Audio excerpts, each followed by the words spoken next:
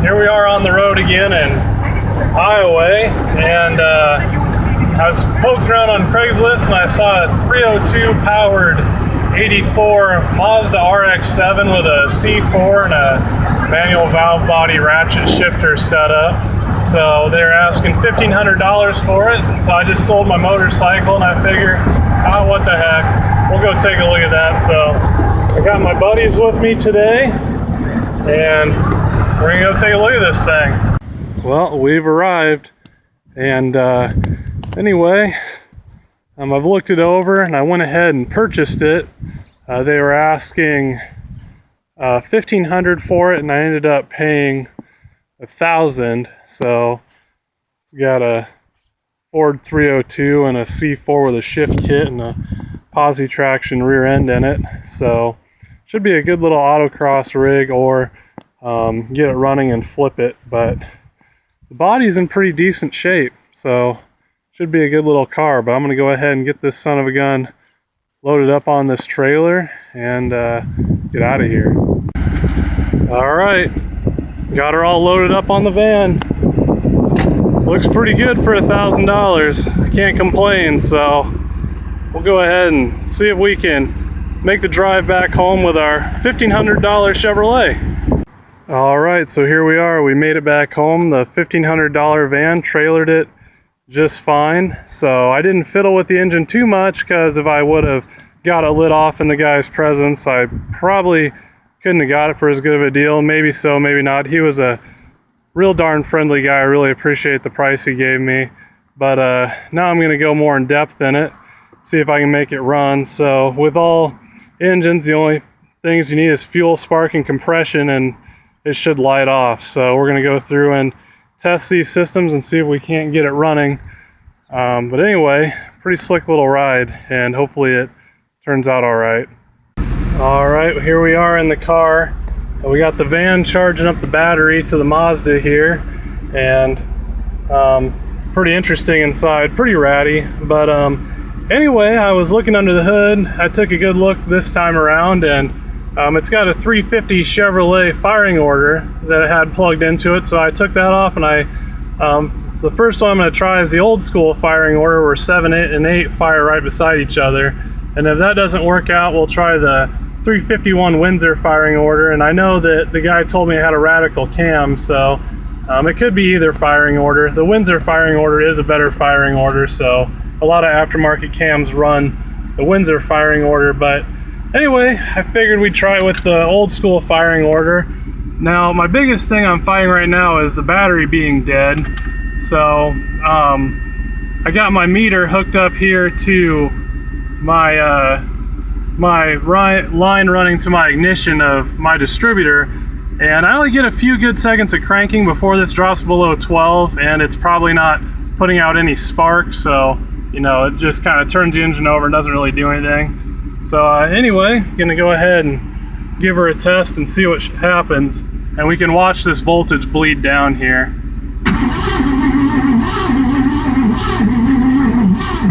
All right, at that point, when it gets down to 7 or 8, you know, that's not enough voltage for the spark to be firing. So anyway, we're gonna let this charge a bit and get back, and we got a little more juice. All right, I turned it over again. I saw a little backfire out the carburetor. And in this case, with the engine off, that means that the ignition timing was wrong and a spark plug was firing with the intake valve open. So now we're running on the 351 Windsor firing order, and let's see if she'll dance this time.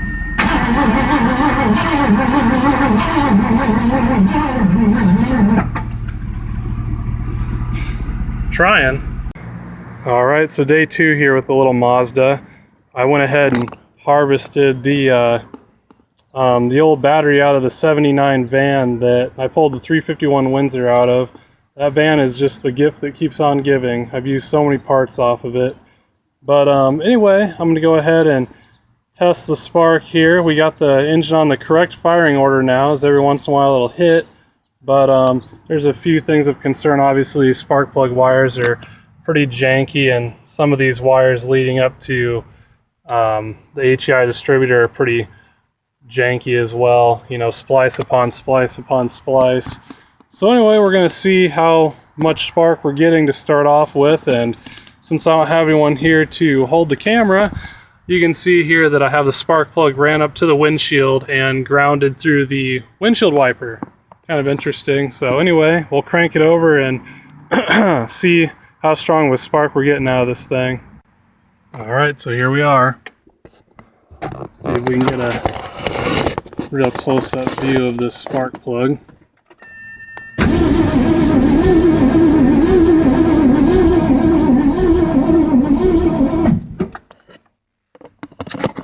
So, I don't know if you could see it there, but that was some pretty weak spark. So, I got some new spark plug wires we're going to put on here. Then we'll test that, and then if that doesn't work, we'll reroute our ignition wire and put the proper gauge wire on and hopefully get somewhere.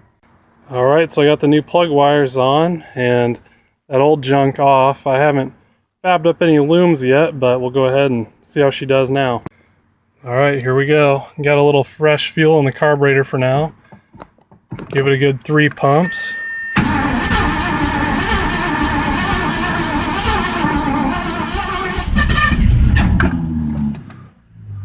Ooh, had some flames out of the carburetor there.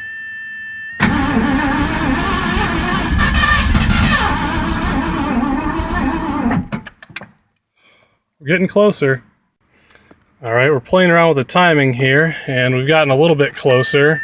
We still have weak ignition, but anyway, I'll give it another crank here. A few pumps.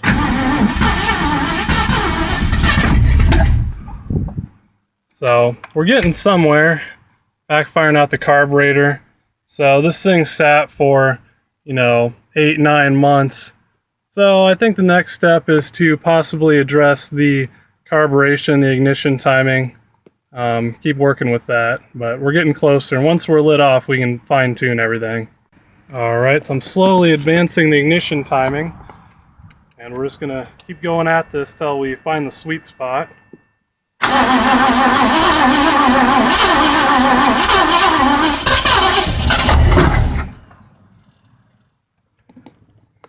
Woo!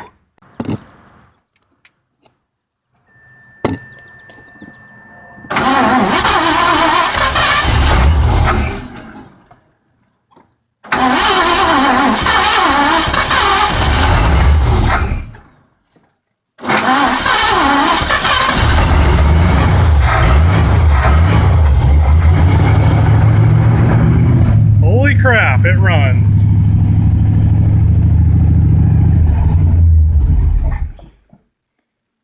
Wow, getting somewhere. Day 3 here, it'll actually run and idle a bit now at 1500 to 1000 RPM or so if I keep my foot on the throttle. We got the radiator patched and it's holding coolant now and proper firing order and all that. So what I'm going to go ahead and do is pull this Edelbrock off here and put a rebuild kit in it. So I think the needle and seats are sticking on it and it's probably pretty gummed up. So I got a carb rebuild kit from O'Reilly's where they price matched me at the Jegs pricing, which was pretty nice of them. So anyway, we're gonna yank this thing off here and get it rebuilt and see how she does. But it's definitely flooding. When I shut the car off, the fuel will just keep running into the engine. So definitely needs some work on it. Alright, 4 bolts, a few vacuum lines and a fuel line off, and the Edelbrock is down and away. And pretty absurd intake manifold on this engine. From it running, it definitely doesn't have a cam or anything of that nature. It's some 80s roller engine. So this is a pretty ambitious intake for this engine, but it's what we got on here, so we'll make do with it. Doesn't look like it's seen a whole lot of use. There's not a lot of fuel or carbon buildup on the intake, especially since it's running a PCV system. So this engine's been they've been into it fairly recently, but anyway, we're going to get this carburetor rebuilt and get her slapped back on here.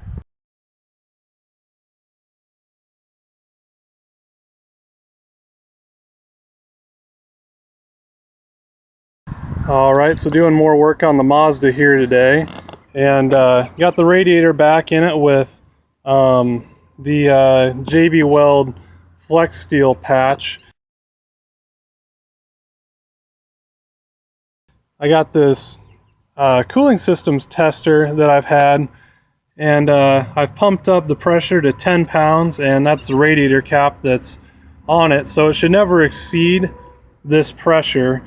So anyway, we're holding good pressure. We've been holding it for 30 minutes, so that shows that our radiator is definitely sealed, and our cooling system as well is sealed, including head gaskets, at least on the coolant port side. So I'm encouraged to that point. So just working through a few more things. The fuel system, as you saw, the carburetor had a ton of crap in it, so I'm going to go ahead and put this fuel hose here in a bottle and crank it over for a while, and then we'll take a look at you know, if we got any crap in our tank, because I definitely saw some rust in the float bowl of the carburetor, and that had to have come from the tank. So anyway, we got a clear bottle, and we'll rig it all up and crank it over and see what we get out. Alright, we're in the car after a week, so hopefully we have no battery draws in this electrical system, which is pretty darn janky. We should have some power to crank this engine over. Super. So, as you see here, we got the intake manifold uncovered, so that if that were to be covered and I were to turn the engine over, it's going to try and pull vacuum from anywhere, and it could blow out our intake seals. So anyway, we'll go ahead and crank, see what we get out of the fuel pump. Ooh, obviously there's fuel in that intake.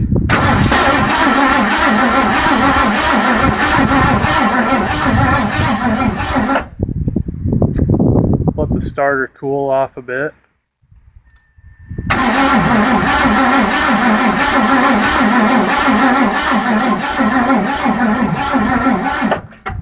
Alright, that should be enough of a sample. We can see what we're pulling from the bottom of the gas tank.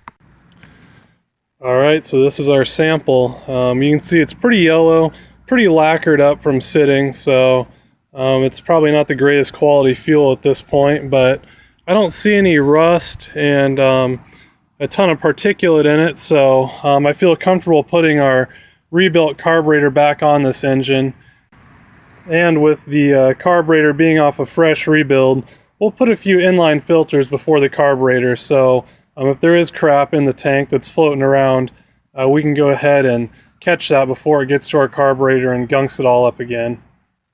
Alright, we got our carb all cleaned up, and everything's ready to go back on, so got the rebuild kit in it, and let's get this thing on here and get her fired up.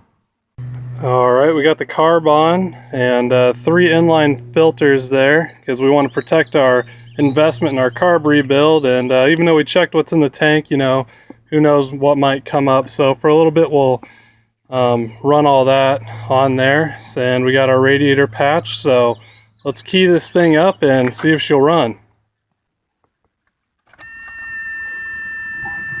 Give it 2 pumps.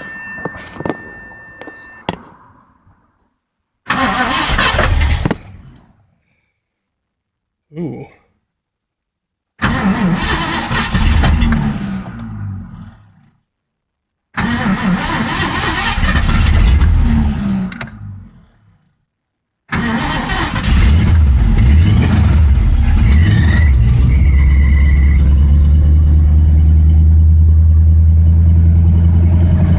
Sweet, we got an idle.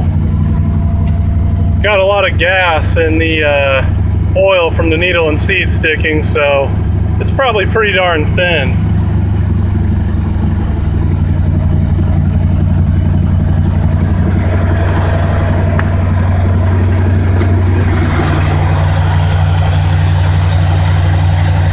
But it's running, so that's a step in the right direction.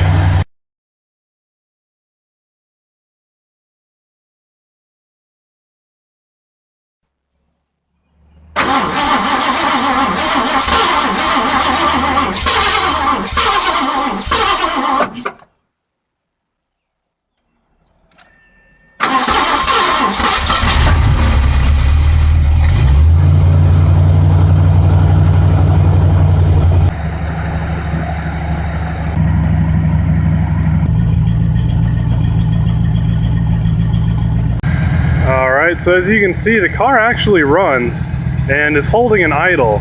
But what you can also notice if you look really close out back is the rings are obviously scrap because it's burning quite a bit of oil. And when you pull the breather off here, you can see quite a bit of blow-by pushing through the crankcase. So anyway, that's what you expect when you get a, you know, kind of a car with a setup like this so cheap that it's been beat on time and time again. So eventually I'll rebuild the engine, but for now we're going to throw some 2050 in this thing on the oil change and see if we can spin some tires and make some noise as it is. Look at all that gasoline in there. Thin as water.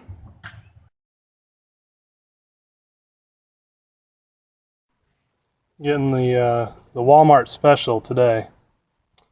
2050 going in. Fun fact for the day on Ford oil filters is they have the same threads as the Jeep oil filter. So the only difference is that the Jeep oil filter is a little bit shorter, so they don't hold as much capacity. But anyway, in this case, the stock oil filter design was hitting the frame, and whoever had this car before had some weird oil filter on it, but I went ahead and put the shorter Jeep 4.0 oil filter on there, and it fit in just perfect. All right, I'm adjusting the mix screws right now, and it's making a fairly steady 18 inches of vacuum. But anyway, so since it burns so much oil though, that just means that all the cylinders are evenly worn out. So anyway, the 20W50 seemed to do some good where it's not rolling smoke anymore, and we're holding over 40 pounds of oil pressure at a 600 RPM idle. So I think that'll get us by for now. So anyway, so far so good. All right, it's time to test the car under its own power for the first time. So I pushed it around here and have it backed in because you know, I don't know if I trust reverse or not. So anyway, hopefully the transmission shifts. I haven't looked into that at all other than checking the fluid level, but I'm hopeful, but no guarantees there. I got my spark plug wires all loomed up here, the Roadkill zip tie method. So they're all off the headers, and no two spark plugs that fire are anywhere close to touching together too bad, so we shouldn't have any issues with that. And you can see our super temporary sketchy fuel filtering system there. But anyway, I set the base timing on it to 10 degrees and kind of just rough set the idle mix screws with our vacuum gauge over there. And pretty much at this point we're ready to hop in and see if she'll even go down the road. All right, here we go. Maiden Voyage. Starts right up pretty good. Now we got some decent oil pressure. So obviously our bearings are a little worn. So that thing's all whacked out. Let's see if we can find drive. Oh, it's in gear. Holy heck, we're moving. Amazing. Oh, it's definitely manual steering on a power steering gearbox. We are actually driving down the road. Still got good oil pressure and good temp.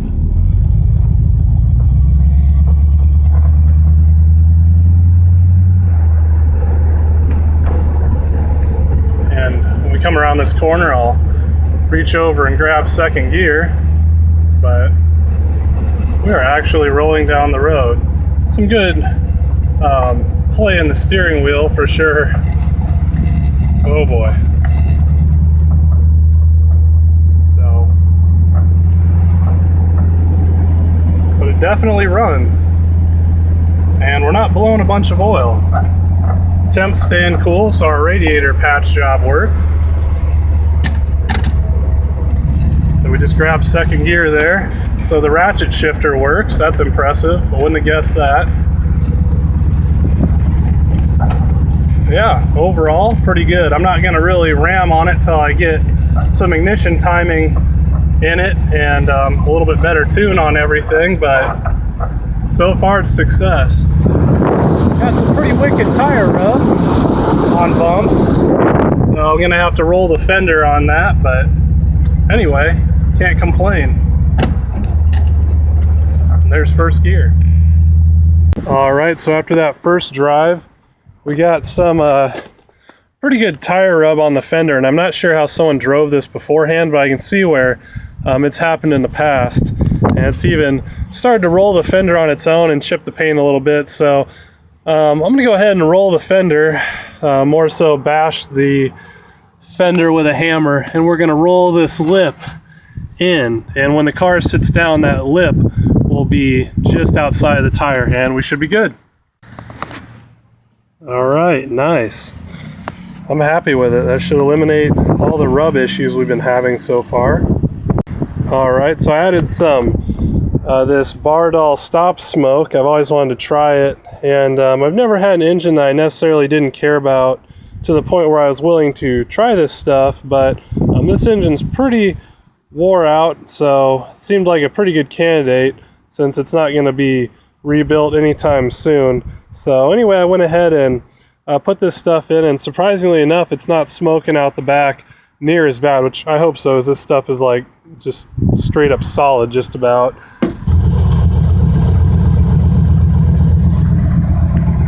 No smoke. All right, so I can finally breathe when I drive this vehicle.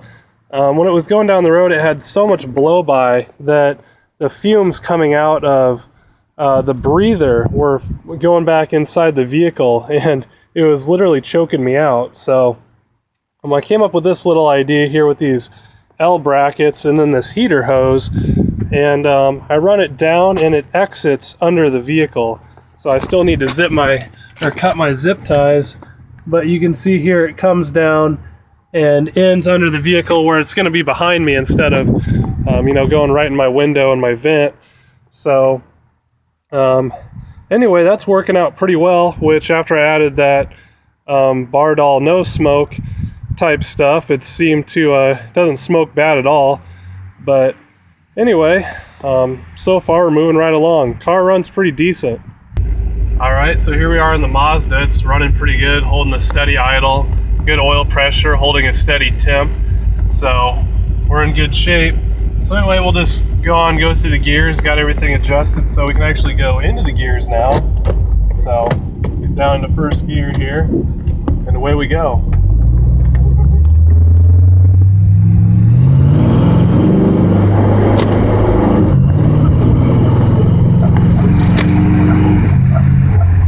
So all the way through 3 gears, that's all the C4's got. So she's running pretty good.